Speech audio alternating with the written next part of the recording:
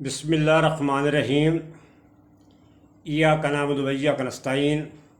السلام علیکم، میں ہوں میاں نذیر احمد۔ ناظرین،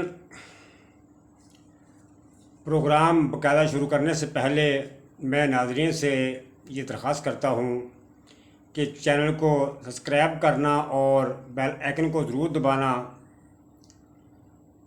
کیونکہ آپ ہمارے ساتھ جڑے رہیں گے جب ہمارے چینل کو آپ سبسکرائب کریں گے اور آپ ہمارے ساتھ جڑ جائیں گے۔ پھر جب تک یہ لوگ پروگرام دیکھتے رہیں گے، سنتے رہیں گے، اس کا ثواب آپ کو پہنچتا رہے گا۔ چلیں باقاعدہ پروگرام کا آغاز کرتے ہیں۔ سورۃ فاتحہ جو نماز میں ہر رکعت میں پڑھی جاتی ہے، لیکن سورۃ فاتحہ یہ وہ صورت ہے، اگر آپ نماز میں پورا قرآن پڑھ لیں، سورۃ فاتحہ نہیں پڑھیں گے تو آپ کی نماز نہیں ہوگی۔ میں ناظرین کو یہ کہنا چاہتا ہوں، اگر آپ سورۃ فاتحہ کو سمجھ لیں کہ سورۃ فاتحہ کیا کہتی ہے، تو باقی قرآن انشاءاللہ آپ کے لیے بہت آسان ہو جائے گا۔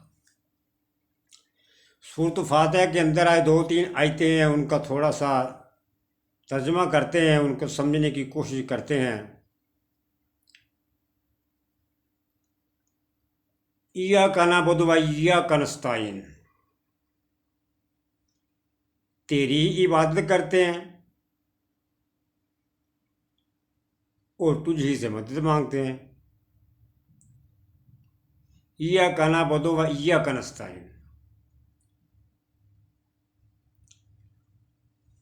تیری عبادت کرتے ہیں، اور پھر مالک یوم الدین،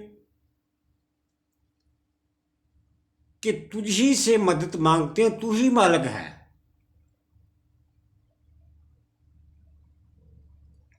ایاک نعبد و ایاک نستعین، ہم تیری ہی عبادت کرتے ہیں، تیری ہی بندگی کرتے ہیں۔ پھر مالک یوم الدین، تو ہی مالک ہے، تجھ سے مدد مانگتے ہیں۔ پھر غیر المغضوب،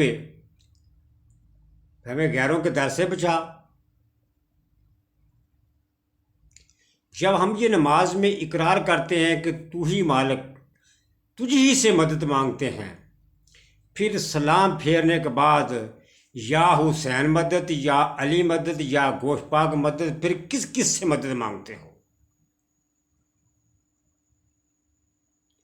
مدد تو آپ کی کوئی انسان تبھی کر سکتا ہے نا، آپ کے پاس بیٹھا ہے، آپ کے سامنے بیٹھا ہے۔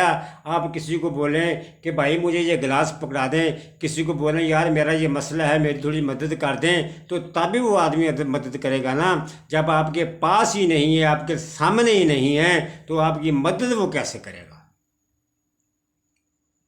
آپ کے سامنے، آپ کے پاس تو ایک ہی وہ خالق ہے جو پوری کائنات کا، وہی ہر جگہ موجود ہے نا۔ مدد تو پھر آپ اسی سے مانگیں گے نا۔ دوسروں سے مدد اب تب مانگے نا اگر آپ کے سامنے کھڑا ہو، آپ کے پاس بیٹھا ہو، آپ اس کا نام لے کر کہیں کہ بھائی مجھے یہ گلاس پکڑا دیں، بھائی مجھے یہ ڈنڈی پکڑا دیں، بھائی میرے پاس مسئلے مسائل ہیں، میری کو مدد کر دو، آپ کی مدد کرے گا۔ جب آپ کے سامنے ہی نہیں ہے تو کس کو کہہ رہے ہو کہ یا حسین اور یا علی اور یا گوشت پاک مدد؟ نبی علیہ السلام جب دنیا سے تشریف لے گئے تو حضرت بلال رضی اللہ تعالی مدینہ منورہ چھوڑ کے جانے لگے۔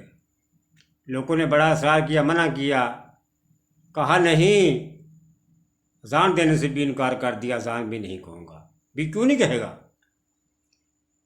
فرمایا میں جب کہوں گا نا اشہد ان محمد رسول اللہ، مجھے سامنے میرا محمد صلی اللہ علیہ وسلم نظر نہیں آئے گا تو مجھ سے یہ برداشت نہیں ہوگا۔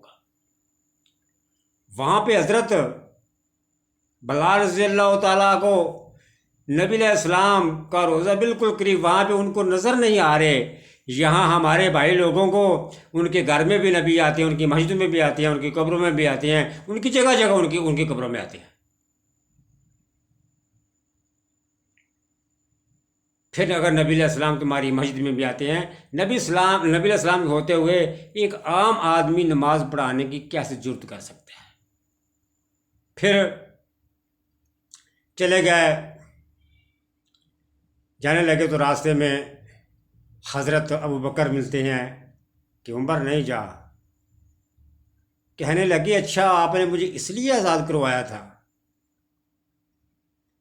لیکن حضرت ابو بکر نے کہا نہیں، آگے سے اف تک نہ بولا، ایک جملہ بھی نہ کہا نہیں، جو آپ کا دل کرتا ہے کرو، میری طرف سے آپ آزاد ہو۔ لیکن چلے گئے۔ پھر ایک زمانہ بیت گیا۔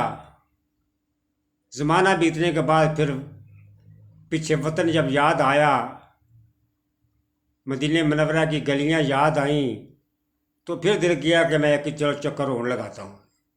پھر واپس آتے ہیں، لوگوں کے اندر بڑی خوشی کی لہر پھیل گئی،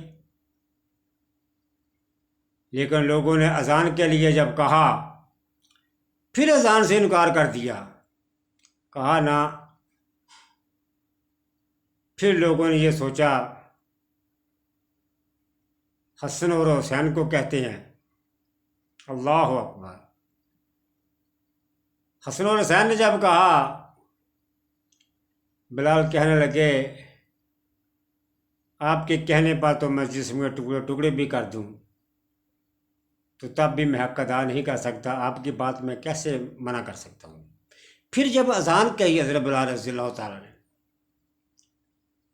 مدینہ منورہ کے لوگ، تحریک اٹھا کر دیکھو، مدینہ منورہ کے لوگ باہر بھاگ گئے، سب کے سب۔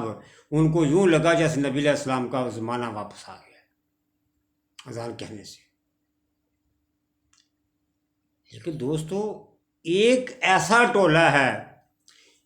ایسا ٹولہ ہے جو شیطانی باتیں کر کے لوگوں کے اندر شرک اور بدعت پھیلاتا ہے، کیونکہ شیطان نے ان کی ڈیوٹی ہی لگا رکھی ہے کہ آپ نے شرک اور بدعت پھیلانی ہے۔ اگر کوئی انسان صحیح معنوں میں سورۃ فاتحہ کو پڑھ کے اس کو سمجھ لے، باقی قرآن کو پڑھنے میں بہت ہی آسانی سمجھنے میں آ سکتی ہے۔ لیکن جھکا جب تو غیر کے آگے، نہ تن تیرا نہ من تیرا۔ میں انشاءاللہ اگلے پروگرام کو ان لوگوں کی باقاعدہ میں آپ کو ویڈیو دکھاؤں گا جو درباروں پہ جا کے ٹکریں مار رہے ہیں اور ان کو پکار رہے ہیں، ان سے ان کا نام لے کے مدد مانگ رہے ہیں، کیونکہ شیطان نے ان کی ڈیوٹی لگا رکھی ہے۔ ان کا کام ہے شیطان کی فتنے پھیلانا، شرک پھیلانا، بدعت پھیلانا۔ لوگوں، ایسے لوگوں سے ہوشیار رہو۔ اللہ تعالی ہمیں دین کو سمجھنے کی توفیق عطا فرمائے اور عمل کرنے کی توفیق عطا فرمائے۔ وآخر دعوانا الحمدللہ رب العالمین۔